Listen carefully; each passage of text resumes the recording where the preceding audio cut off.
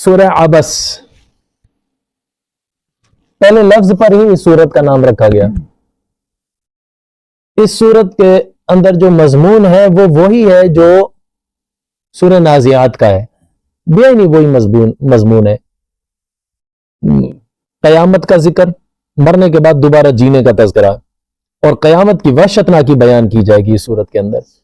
اس سے پہلے اس کی ابتدائی آیتیں جو ہیں اس کا شان نزول ہے، وہ کیوں نازل ہوئی یہ آیتیں، اس کی وجہ کیا بنی تھی۔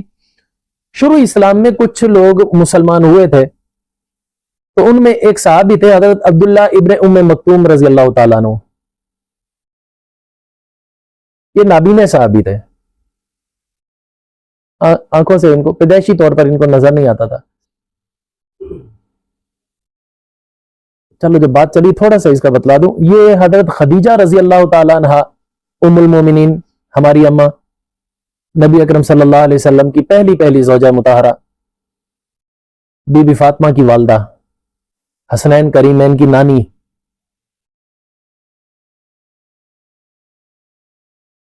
حضرت عبداللہ ابن ام مکتوم ان کی خالہ کا بیٹا ہے، ان کی سگی خالہ تھی اس کا بیٹا ہے۔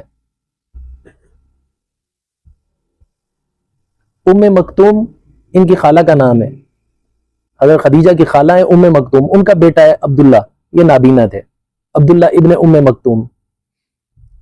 یہ بڑے اونچے درجے کے صحابی ہیں۔ نبی اکرم صلی اللہ علیہ وسلم جب کبھی بھی مدینہ سے باہر جاتے تھے نا سفر کے لیے، تو پیچھے ان کو اپنا نائب بنا کر جاتے تھے۔ نبی اکرم صلی اللہ علیہ وسلم نے ان کو مسجد نبوی کا مؤذن بنایا ہوا تھا، تہجد کی اذان دینا ان کی ذمہ داری تھی، فجر کی اذان دینا حضرت بلال کی ذمہ داری تھی۔ نبی اکرم صلی اللہ علیہ وسلم کے گھر کے انتظامی امور بھی سنبھالا کرتے تھے۔ ام المومنین میں سے کس امی جان کو کس چیز کی ضرورت ہے، وہ راشن پانی لا کر دینا ان کی ذمہ داری ہوتی تھی، یہ لیا کرتے تھے۔ حضور سے رشتہ داری بھی تھی۔ تو ایک بات جو بڑے یار حیرت کی ہے، تعجب کی ہے، ہمیں اپنی زندگیوں کا نا جائزہ لینا چاہیے، ہم کس لین پر چل رہے ہیں۔ اور ایک وہ صحابہ تھے، کہتے ہیں حضرت عبداللہ ابن ام مکتوم حضرت عمر رضی اللہ تعالیٰ عنہ کے زمانے میں بہت بوڑھے ہو چکے تھے، نابینا تو تھے، بوڑھے بھی ہو چکے تھے۔ جب جنگ قادسیہ لگی ہے نا فارس کے خلاف، ایران کے خلاف، تو اس میں مسلمانوں کو شکست ہونے لگی تھی۔ تو حضرت عمر رضی اللہ تعالیٰ نے فوراً آنن فانن ایک لشکر اور تیار کیا، ان کی مدد کے لیے بھیجا۔ تو اس لشکر میں حضرت عبداللہ ابن ام مکتوم بھی آ گئے، کہنے لگے نہیں میں نے بھی جانا ہے، جب مسلمان ناکافی ہیں تو میں اگرچہ اندھا ہوں، اللہ نے مجھے اجازت دی ہے پیچھے بیٹھنے کی، لیکن میں کیوں پیچھے رہوں، چلو اتنا تو ہوگا، میری وجہ سے مسلمانوں کی تعداد تو بڑھ جائے گی۔ مثلا اگر 4 جا رہے ہیں تو میری وجہ سے یوں تو لگے گا 5 آ رہے ہیں، تعداد تو بڑھے گی۔ اس لحاظ سے یہ بھی اندر شریک ہو گئے۔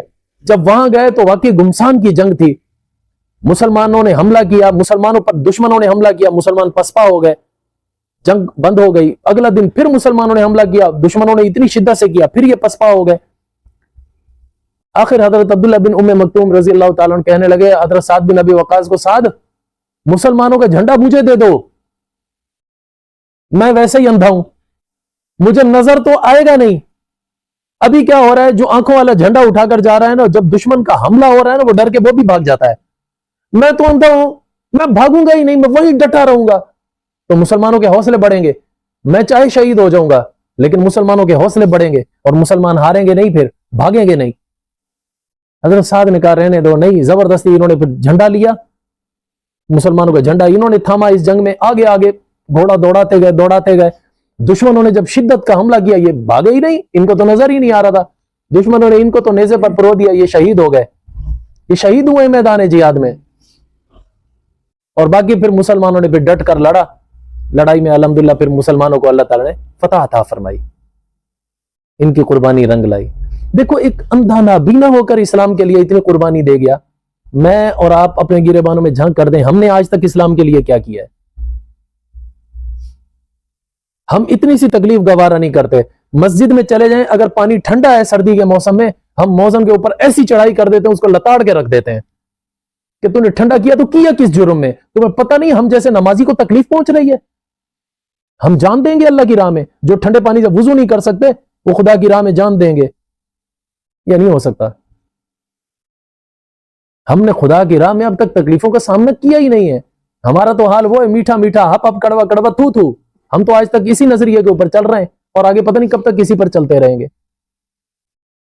اچھا خیر، بہرحال بات لمبی ہو جائے گی. سورہ عبس، اس کا شان نزول کیا ہوا تھا؟ یہ صحابی شروع اسلام میں ہی اسلام لے آیا تھا حضرت ابو بکر صدیق کے کہنے پر. تو ایک مرتبہ آپ صلی اللہ علیہ وسلم حرم کعبہ میں تھے. وہاں آپ صلی اللہ علیہ وسلم نے دیکھا بڑے بڑے سردار قریش کے بیٹھے ہوئے ہیں. تو آپ صلی اللہ علیہ وسلم نے سوچا موقع اچھا ہے. اس میں ابو جہل تھا، عتبہ تھا، شیبہ تھا. تو حضور صلی اللہ علیہ وسلم نے سوچا موقع اچھا، کیوں نہ ان کو دعوت اسلام دی جائے. تو آپ صلی اللہ علیہ وسلم ان کو اسلام کی دعوت دینے لگے. تو وہ آپ کی بات سننے لگے.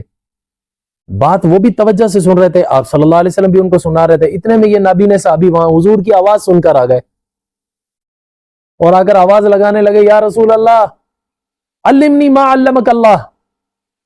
اے اللہ کے رسول، مجھے بھی تو سکھانا جو کچھ تجھے اللہ نے سکھایا ہے. یعنی جو علم اللہ نے تجھے عطا کیا مجھے بھی تو بتلانا اس کے بارے میں. اب حضور صلی اللہ علیہ وسلم سوچ میں پڑ گئے، میں اس کو بتلاؤں یا موقع اچھا ہے ان کو دعوت دینے کا، یہ تو بعد میں ہاتھ ہی نہیں آتے.